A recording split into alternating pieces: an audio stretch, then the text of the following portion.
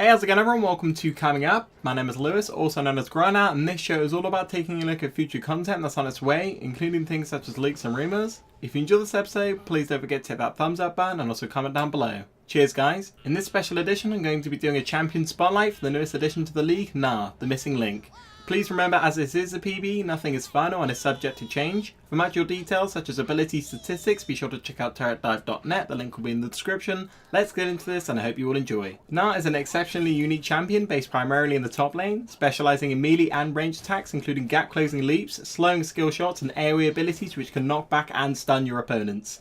Gnar can be both a fairly decent damage dealer and, once his rage bar is full, an incredible tank with impressively powerful crowd control. His passive rage gene is fairly simple. His rage can be filled by attacking opponents or when taking damage. At full capacity after a 5-second interval or upon using an ability, he transforms into Mega Gnar, becoming a melee champion with extra health, armor and magic resist and attack damage. While in this form you can gain different abilities for your Q, W and E, as well as unlocking your ultimates active. Once the Fury bar decreases to empty, you return to normal and cannot gain Fury for a few seconds. The best way to utilise this, particularly in teamfights, is to try and time when it's best to become a frontline tank for your team, and it's best to be as close as possible to the enemy as your movement speed is decreased during this time. His Q boomerang throw is his main harassment tool. In the form of a skill shot, it sends out a boomerang in a line, dealing damage to all enemies hit and slowing the first target by 2 seconds. The range of this is 1100, which is, for comparison, a little longer than Sivir's Q. If you catch the boomerang on the return back, you get 60% cooldown reduction on the next one, so that's fairly important to make sure you throw it when you know you'll be able to move back or stay in the line in which you did. While in Mega Gnar form, this ability becomes Boulder Toss, which deals considerably more damage as it has a 1.2 attack damage scaling ratio. It also slows enemies in an AoE once it hits its first target. Similar to how the boomerang works, if you walk up to it where the boulder landed, you will pick it up, earning you a 60% cooldown reduction.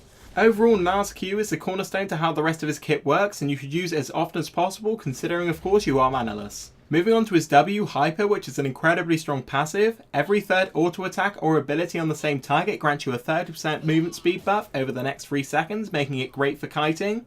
This is also where a lot of your damage will come from, as this has bonus magic damage and a percentage of the target's maximum health, which is 14% at maxed out.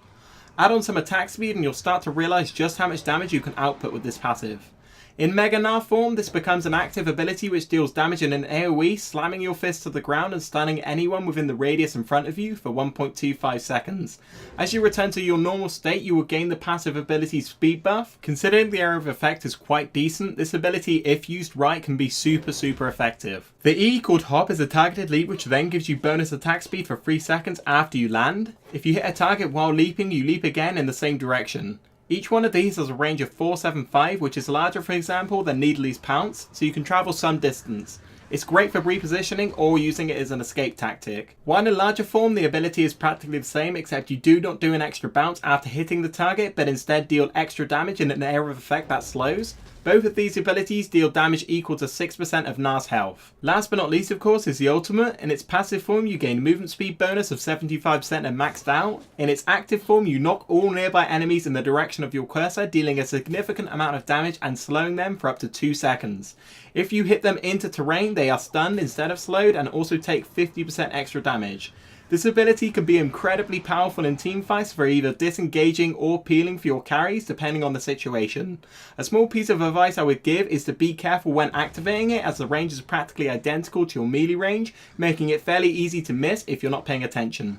Anyway, that's it for the abilities. Now we're going to move on to the death and recoil animations, as well as the taunt, laugh, joke and dance. Enjoy. Shoo shoo panda!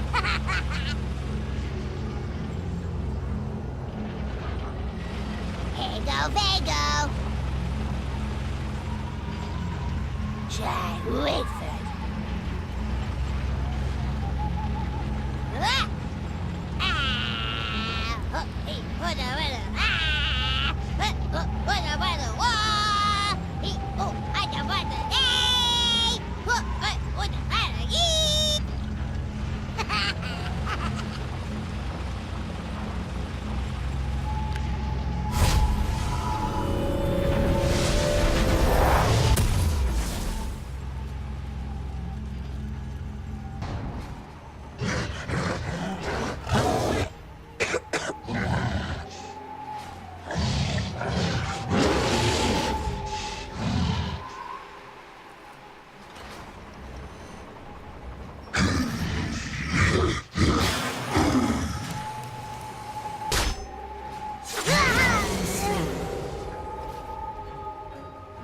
Seems like everything has been covered, so it looks like that's it for this episode, guys. Thank you very much for watching, and if you enjoyed, don't forget to give the video a thumbs up and also comment down below on your thoughts on the new champion. Personally, I think Gnar's mechanics are pretty damn awesome.